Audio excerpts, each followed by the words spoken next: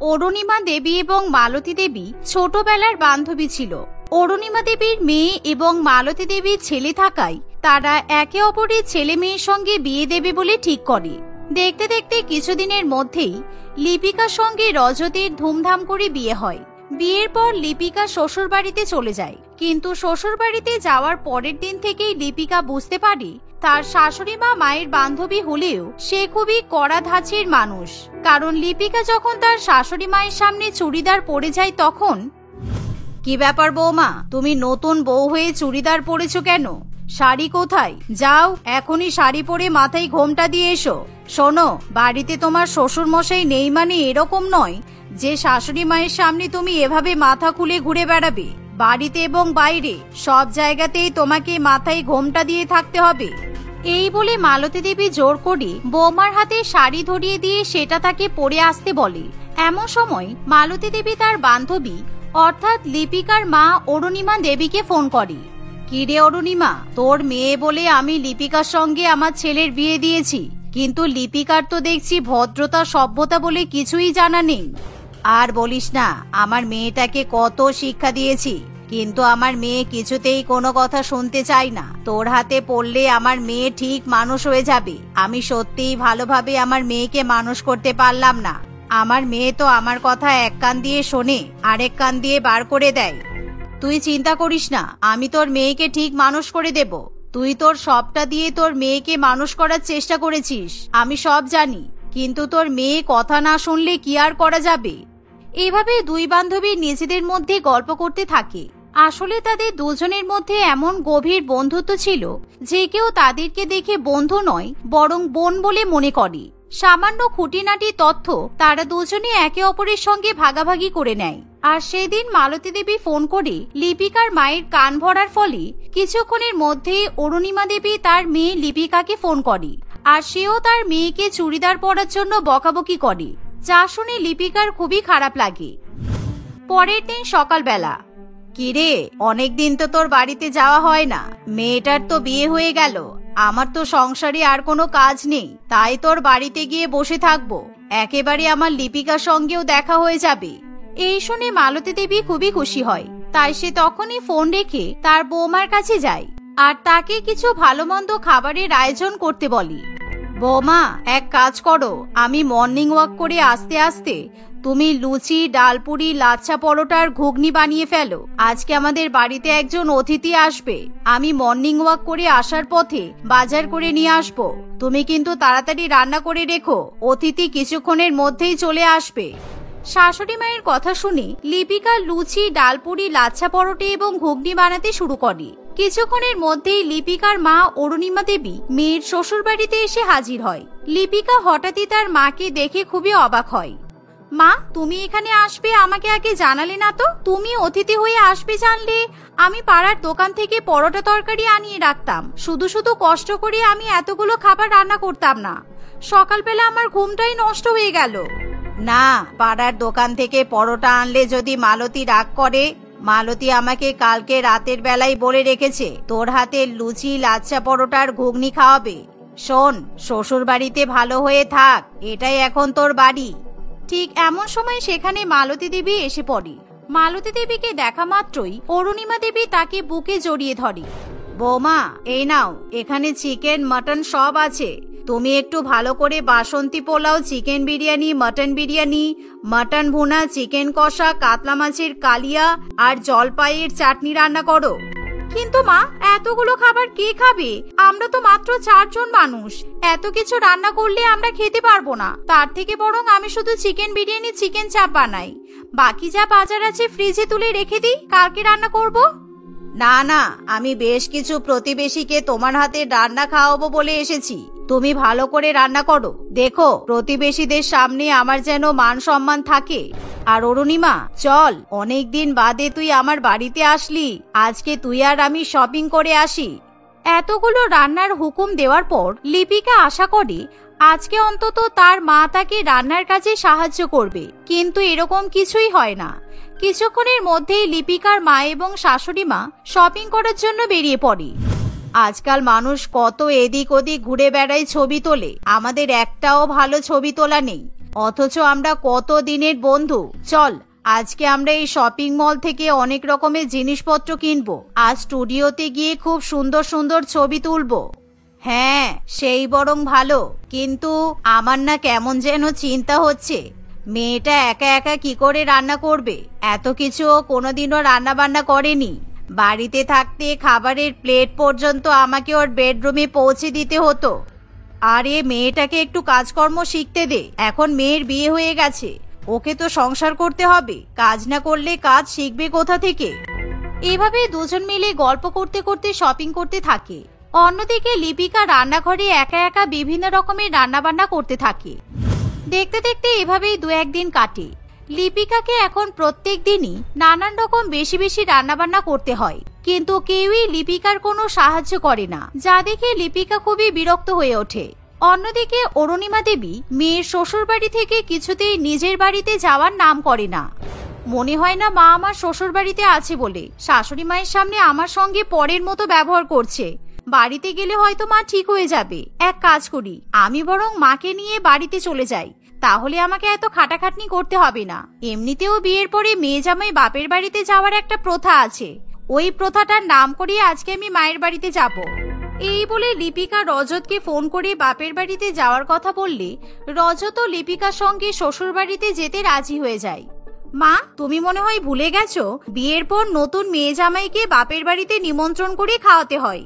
কিন্তু তুমি একবারও তো সে কথা বললে না। কতদিন হয়ে গেছে তুমি এখানে আছো। চলো আজকে আমি তোমার সঙ্গে বাড়ি যাব, আমার খুব বাড়ি যেতে ইচ্ছে করছে। আমি রজতকেও ফোন করে বলে দিয়েছি, রজত অফিস থেকে তাড়াতাড়ি বাড়ি ফিরে আসবে। লিপিকার কথা শুনে তার মা কিছু বলতে পারে না। কিছুক্ষণের মধ্যে রজত বাড়িতে ফিরে এলে অরুণিমা দেবী মেয়ে জামাইকে সঙ্গে নিয়ে বাড়িতে চলে যায়।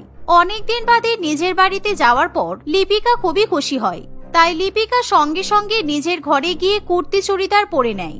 আর সে মনে মনে ভাবে, উফ বাবা, নিজের বাড়িতে এসে কুর্তি চুড়িদার পরে একটু শান্তি পাচ্ছি। মাকে একবার আমার নতুন কুর্তিটা পরে দেখালে ভালো হতো। তবে থাক, মাকে আবার নতুন করে দেখিয়ে লাভ নেই, মা হয়তো এখন ঘুমাচ্ছে। লিপিকা এই বলে রজতের সঙ্গে শপিং করতে চলে যায়। আজকে প্রথমবার রজত বিয়ের পর বউকে নিয়ে ঘুরতে বেরোয়, তাই রজত খুশি হয়ে লিপিকাকে একটা সোনার নেকলেস নিতে বলে। যা শুনে লিপিকা খুবই খুশি হয়। লিপিকা ভাবে অন্তত তার স্বামীটা শাশুড়ি মায়ের থেকে অনেক ভালো। তাই তখনই লিপিকা 3 লক্ষ টাকা দাম দিয়ে খুব সুন্দর একটা নেকলেস কিনে বাড়িতে ফিরে আসে। লিপিকা বাড়িতে এসে তার মাকেও সেই সোনার নেকলেসটা দেখায়। কিন্তু কিছুক্ষণের মধ্যেই লিপিকাকে তার শাশুড়ি মা ফোন করে বলে, এই যে মেয়ে, তুমি বড্ড বার বেড়েছো দেখছি, তোমার লোভ তো কম নয়। আমি তোমাকে বিয়েতে একটা সোনার নেকলেস গিফট করেছিলাম, তাহলে তোমার আবার আমার ছেলের পকেটটা ফাঁকা করার কি দরকার ছিল? তুমি জানো এই কদিন আগে তোমার বিয়েতে আমার ছেলে কতগুলো টাকা নষ্ট করলো, তারপরেও আমার ছেলের কাছ থেকে সোনার নেকলেস নিতে হলো। এভাবেই মালতী দেবী লিপিকাকে যা নয় তাই করে কথা শোনায়। এমন সময় লিপিকা ভাবে রজত হয়তো তার মাকে ফোন করে সোনার নেকলেসের ব্যাপারে বলেছে। তাই তখনই লিপিকা রজতকে ডেকে কাঁদতে কাঁদতে বলে, আমি কি তোমাকে জোর করে সোনার নেকলেস দিতে বলেছিলাম? তোমার পকেটে যদি টাকা না থাকতো তাহলে তুমি আমাকে কিছুই কিনে দিতে না, কিন্তু তোমার মা আমাকে ফোন করে যা নয় তাই করে কথা শোনালো। তুমি যদি আমাকে কিছু না দিতে আমি মেনে নিতাম, কিন্তু তোমার মায়ের কথাগুলো আমি শুনতে পারছি না। এই বলে লিপিকা খুবই কান্নাকাটি করে, যা দেখে রজত খুবই বিপদে পড়ে। কারণ রজত মোটেও নেকলেসের কথা তার মাকে জানায়নি, বরঞ্চ অরুণিমা দেবী তার বান্ধবীকে ফোন করে সোনার নেকলেসের ব্যাপারে গল্প করে। এভাবে দেখতে দেখতে কয়েকদিন কাটে। পরের দিন রজত লিপিকার সঙ্গে সিনেমা দেখতে যাবে বলে ঠিক করে। তাই সেদিন বিকালে লিপিকা একটা জিন্স টপ পরে রজতের সঙ্গে সিনেমা দেখতে চলে যায়। এরই মধ্যে লিপিকার শাশুড়ি মা তার বান্ধবী মালতী দেবীকে ফোন করে, কিরে, মেয়ে আর জামাই তো দিব্যি সিনেমা দেখতে চলে গেল, তুই আর আমি এখন একা একা বসে আছি। কালকে তো শপিং করতে গেল, আমাদেরকে তো নিয়ে যেতে পারতো বল। তুই এক কাজ কর, তুই এখনই আমার বাড়িতে চলে আয়, আমরাও সিনেমা দেখতে যাব। না না, আমরা কেন বসে থাকবো, তুই ঠিকই বলেছিস, চল আমরাও সিনেমা দেখতে যাই। শুধু আমাদের ছেলে মেয়েরাই কি ঘুরে বেড়াবে, আমরা কি ঘুরতে পারবো না? এভাবেই কিছুক্ষণের মধ্যেই দুই বান্ধবী সিনেমা হলে পৌঁছায়। সেখানে পৌঁছে মালতী দেবী দেখে লিপিকা একটা জিন্স টপ পরে রজতের হাত ধরে ঘুরে বেড়াচ্ছে, যা দেখে মালতী দেবী ভীষণই রেগে যায়। তোমাকে আমার বাড়ির বউ বলতেও ঘৃণা করছে। তুমি এখনই এই জিন্স টপ ছেড়ে আমার সামনে শাড়ি পরে ঘোমটা দিয়ে বাড়িতে যাবে। ভাগ্যিস তোমার মা আমাকে ফোন করে বলল, না হলে আমি তো জানতেই পারতাম না তুমি এরকম বাপের বাড়িতে এসে নোংরা জামা কাপড় পরে ঘুরে বেড়াও। এভাবেই সিনেমা হলে সবার সামনে মালতী দেবী তার বৌমাকে অপমান করতে থাকে। এমন সময় লিপিকা খুব ভালো মতোই বুঝতে পারি তার মা শাশুড়ি মাকে ফোন করে সমস্ত খবরের যোগান দিচ্ছে। তাই লিপিকা আর কিছুতেই সহ্য করতে পারে না। আমি যে কি বড় ভুল করেছি, সেই ভুল আজকে আমি শুধরে নেব। রজব, আমি তোমাকে ডিভোর্স দেব। তোমার মা আমার জীবনটা নরক বানিয়ে দিচ্ছে, তার সঙ্গে আমার মাও যোগ দিয়েছে। আমার পক্ষে তোমার সঙ্গে সংসার করা সম্ভব নয়। আর মা, আমার থেকেও যখন আমার শাশুড়ি মা তোমার কাছে বেশি আপন, তখন তুমি ওনাকে নিয়ে আমাদের বাড়িতে থাকো। আমি আজকেই বাড়ি ছেড়ে চলে যাব। তোমাদের কাছে তোমাদের বন্ধুত্বটা ইম্পর্টেন্ট, কিন্তু তোমরা আমাদের নতুন সংসার জীবনের কথা একবারও ভাবনা চিন্তা করছো না। তোমাদের বন্ধুত্বের কারণে আমাদের সংসারে সবসময় অশান্তি হচ্ছে। এভাবে আমি কিছুতেই সংসার করতে পারবো না। মা, এই পৃথিবী কত এগিয়ে গেছে, আর তুমি এখনো সেকেলে হয়ে পড়ে আছো। তোমার জন্য আমার নতুন বিয়ে করা সংসারটা ভেঙে যাবে। আমিও তোমার সঙ্গে থাকতে পারবো না, কেননা আমি আবার অন্য কাউকে বিয়ে করলে তুমি তার সঙ্গেও খারাপ ব্যবহার করে সেই সংসারটাও ভেঙে দেবে। এমন সময় লিপিকা রাগের চোটে বাড়িতে চলে যায়। বাড়িতে গিয়ে সে সুটকেসের মধ্যে সমস্ত জামা কাপড় ভরতে শুরু করে, যা দেখে অরুণিমা দেবী এবং মালতী দেবী ভাবে এবার হয়তো তাদের ছেলে মেয়েদের সংসার ভেঙে যাবে। তাই তারা মনে মনে নিজেদের ভুল বুঝতে পারে। লিপি, তুই আমাকে ক্ষমা করে দে, দয়া করে এরকম করিস না। তুই ছাড়া আমার আর কেউ নেই। তুই চলে গেলে আমি কি করে থাকবো? আমার খুব ভুল হয়ে গেছে। আমি আর কখনো মালতীর সঙ্গে কথা বলবো না। আমাকে ক্ষমা করে দাও বৌমা। আমি আর কখনো তোমার সঙ্গে খারাপ ব্যবহার করব না। তোমরা যা ইচ্ছা তাই করতে পারো, যা খুশি পড়তে পারো। দয়া করে তুমি আমার ছেলেকে ডিভোর্স দিও না। এভাবে দুজনে মিলে রজত এবং লিপিকাকে বোঝানোর চেষ্টা করে। তাই শেষ পর্যন্ত রজত এবং লিপিকা তাদের মায়েদেরকে ক্ষমা করে দেয়। সেদিনের পর থেকে মালতী দেবী এবং অরুণিমা দেবী নিজেদের বন্ধুত্বের খাতিরে কখনোই রজত এবং লিপির সংসারে ঝগড়া লাগানোর চেষ্টা করে না। তারা যতটা সম্ভব নিজেদের মধ্যে দূরত্ব বজায় রাখে। মনীষা তার স্বামী অশোক এবং একটি মেয়ে গীতাকে নিয়ে বসবাস করে। অশোক প্যারালাইজড হওয়ায় মনীষা লোকের বাড়িতে কাজ করে এবং টাকা ধারবাকি করে সংসারের খরচ চালায়। সে প্রায় প্রত্যেক মাসেই শ্যামজি কাবুলিওয়ালার থেকে টাকা ধার নিয়ে সংসার চালায় এবং মাস মাইনে পেলে সেই টাকা সুদ দিয়ে দেয়। একদিন, কিরে মনীষা, আজ তো মাসের 12 তারিখ হয়ে গেল, কবে টাকাটা দিবি? তোর মতো গরিবকে আমার টাকা ধার দেওয়াই উচিত হয়নি। টাকা নেওয়ার সময় তো বড় মুখ করে নিস, কিন্তু ফেরত দেওয়ার সময় তো মুখটা সূচের মতো করে নিস। না না শ্যামজি, গীতিকার টিচারের মাইনে আর ওর বাবার ওষুধ কিনতে কিনতে আমার মাইনের অর্ধেক টাকা শেষ হয়ে গেছে। আমি আর কিছুদিনের মধ্যেই আপনাকে টাকা জোগাড় করে দিয়ে দেব। শ্যামজি মনীষার কাছ থেকে টাকা ফেরত পাওয়ার কথা আদায় করে চলে যায়। কিছুদিন পার হয়ে গেলেও মনীষা শ্যামজিকে ফেরত দেওয়ার মতো টাকা জোগাড় করতে পারে না। সে খুব ভয়ে ভয়ে সেই কথা শ্যামজিকে বলতে চায়। আমি আপনার টাকাটা এই মাসে মনে হয় না ফেরত দিতে পারবো। আপনি যদি আমাকে আরো কিছুদিন সময় দেন তাহলে খুব ভালো হয়। আমি যেই বাড়িতে কাজ করি তাদের কাছে টাকা চেয়েছিলাম, কিন্তু ওরা টাকা দেয়নি। শ্যামজি মনীষার কথা শুনে খুব রেগে যায়, কিন্তু তার সাথে তার ছোট মেয়েকে দেখে শ্যামজির ভীষণ মায়া হয়। তোকে আমি আর কি বলি বলতো মনীষা, তোর এমন গরিবী গল্প শুনতে আমার আর ভালো লাগে না।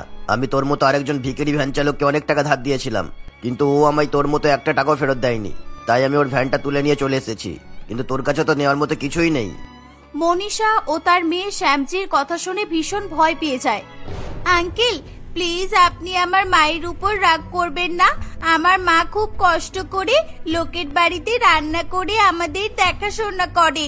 আপনি আমার মাকে ছেড়ে দিন, মা ঠিক টাকা শোধ করে দেবে। তোর মা বাপের জন্মেও টাকা দেবে না আমি জানি, তাই বলছি শোন, এই ভ্যানটা তোকে আমি দিচ্ছি, তুই চাইলে খাবার দোকান দিতে পারিস। লোকের বাড়ি রান্না বান্না করে কত টাকাই বা পাস, তার চেয়ে খাবারের দোকান চালালে তোর লাভ আরো বাড়বে।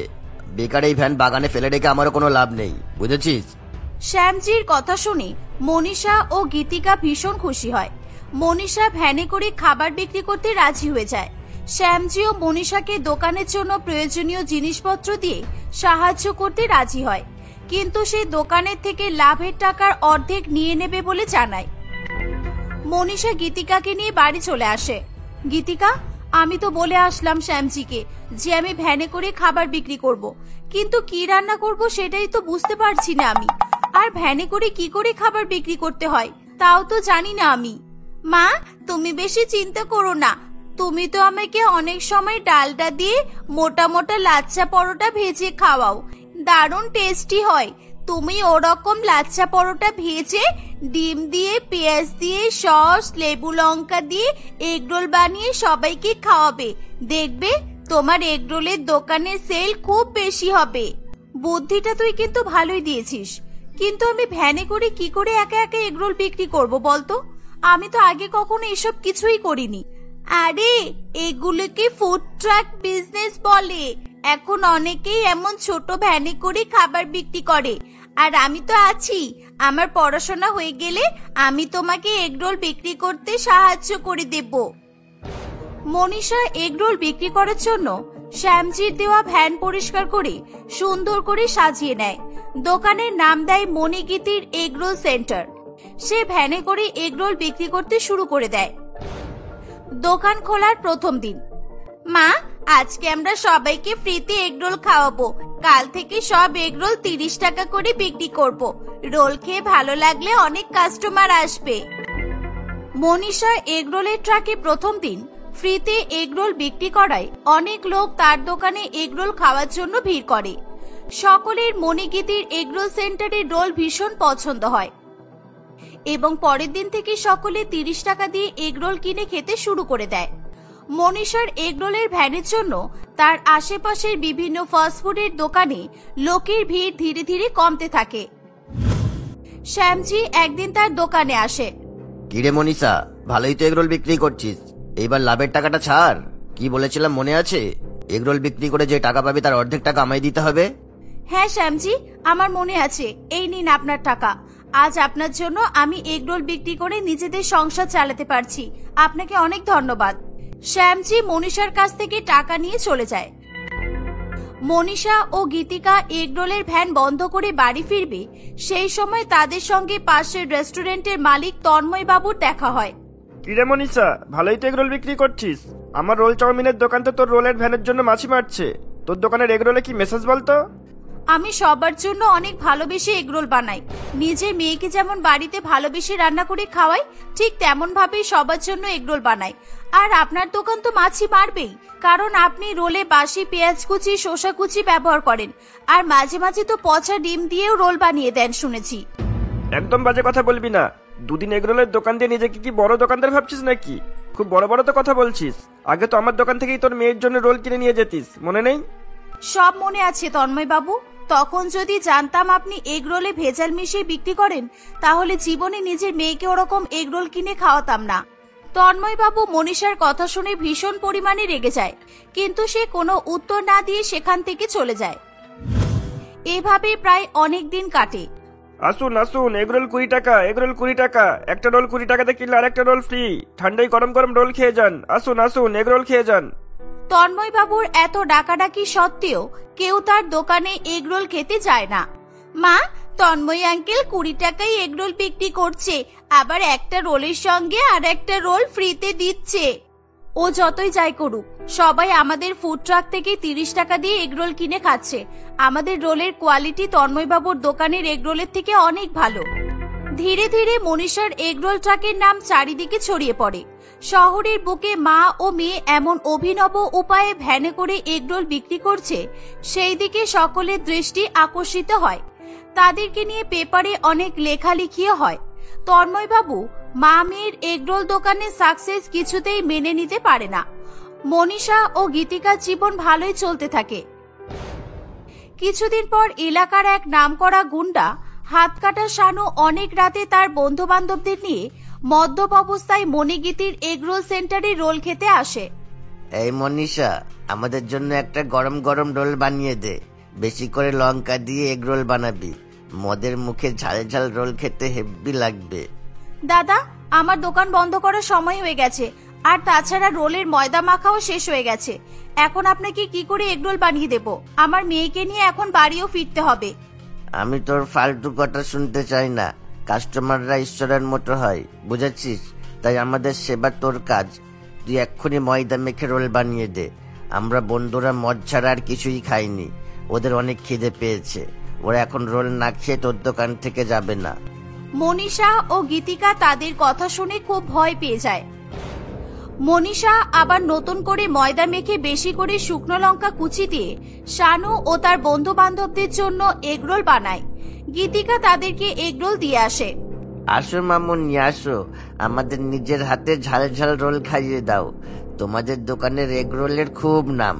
যেই দোকানে তোমার মতো ফুলটুসি নিজের হাতে এগ রোল সার্ভ করে সেই দোকানের নাম তো হবেই। শানু ও তার বন্ধু বান্ধবরা এগরোল খায়, কিন্তু তাদের এগরোল খেয়ে পছন্দ হয় না। ইস, এইটা কোনো রোল হলো? আমাদের রোলে আরো ঝাল দে, এই রোলের কোনো স্বাদ হয়নি। ডবল ডিম দিয়ে এগ রোল বানিয়ে আমাদের দে। আর হ্যাঁ, তোর ফুলের মতো মেয়ের হাত দিয়েই রোলটা পাঠাবি, বুঝলি? আপনারা অনেকক্ষণ ধরে এগরোল খাওয়ার নাম করে আমাকে আর আমার মেয়েকে বিরক্ত করছেন। আমাদের পক্ষে আর আপনাদেরকে এগরোল খাওয়ানো সম্ভব নয়। আপনারা কেউ সুস্থ অবস্থায় নেই, আপনারা দয়া করে দোকান থেকে চলে যান। কি, তোর এত বড় সাহস? তুই আমাদের এগ রোল বানিয়ে খাওয়াবি না? আজ তোর এই এগ রোলের ভ্যানের ব্যবস্থা আমি করছি। সারা জীবনের মতো এগ রোল বিক্রি করা ঘুচিয়ে দেব, দাঁড়া। শানু ও তার বন্ধু বান্ধবরা মনীষা ও তার মেয়ের হাত ধরে ভীষণ টানাটানি শুরু করে দেয়। তারা মা ও মেয়ের সঙ্গে ভীষণ পরিমাণে নোংরা আচরণ করতে শুরু করে। এই যা, তোরা গাড়ির পেছন থেকে কেরোসিন তেল নিয়ে আয়, আজ এদের রোলের ভ্যান জ্বালিয়ে দেব। সাথে মা আর মেয়েকেও দোকানের মধ্যে পুড়িয়ে মারবো। রোলের দোকানের সাথে এই দুটোকেও শেষ করে দেবো আজকে। যা, আন তাড়াতাড়ি। শানু মনীষা ও গীতিকাকে এগরোলের ভ্যানের সাথে চেপে দড়ি দিয়ে বেঁধে দেয়। শানুর মাতাল বন্ধু বান্ধবরা টলতে টলতে গাড়ি থেকে কেরোসিন তেল বের করে নিয়ে আসে। তারা পুরো এগরোলের ভ্যানে এবং মা মেয়ের শরীরে কেরোসিন তেল ছড়িয়ে দেয়। তারা দোকানে আগুন জ্বালাতে যাবে সেই সময় শ্যামজি এগরোলের দোকানে চলে আসে। শানু ও তার বন্ধু বান্ধব তাকে দেখে ভীষণ ভয় পেয়ে যায়। শয়তান, তোদের এত বড় সাহস! তোরা এত বড় অনিষ্ট করতে যাচ্ছিলিস? আমি এক্ষুনি পুলিশ ডাকছি। পাড়ার মা বোনদের সাথে নোংরামি করা আমি বের করে দেব। আজ পর্যন্ত কেউ তোদের বিরুদ্ধে কোনো স্টেপ নেয়নি, কিন্তু আজ তোরা মনীষা আর গীতিকাকে পুড়িয়ে মারতে যাচ্ছিলিস। এর শাস্তি তোদের পেতেই হবে। শ্যামজি পুলিশকে ফোন করে সব ঘটনা জানায়। পুলিশ এসে মাতাল শানু ও তার বন্ধু বান্ধবদের হাত থেকে মনীষা এবং গীতিকাকে উদ্ধার করে। পুলিশ শানুকে মারধর করলে সে সব সত্যি কথা বলে দেয়। দয়া করে আমাদেরকে মারবেন না, আমি সব সত্যি কথা বলছি। এই দুজনের রোলের দোকানের জন্য আমার দাদা তন্ময়ের দোকানের এগ রোলের বিক্রি অনেক কমে যাচ্ছিল। আমি কিছুতেই সেটা সহ্য করতে পারছিলাম না, তাই আমি আর আমার দাদা আমার বন্ধুদের অনেক টাকা দিয়ে মদ খাওয়ানোর লোভ দেখিয়ে আর কিছু টাকা দিয়ে মা আর মেয়ের এগ রোলের দোকান ধ্বংস করে দেওয়ার এই প্ল্যানটাই বানিয়েছিলাম। মনীষা ও গীতিকা এই কথা শুনে ভীষণ ভয় পেয়ে যায়। পুলিশ শানু ও তার বন্ধু বান্ধবকে জেলে ধরে নিয়ে চলে যায়। তারা তন্ময় বাবুকেও জেলে ধরে নিয়ে যায়। তন্ময় বাবুর এগরোলের দোকানে সারা জীবনের মতো তালা পড়ে যায়। তোরা আজকে রাতে দোকানে টাকা দিতে আসিসনি দেখে আমার সন্দেহ হয়।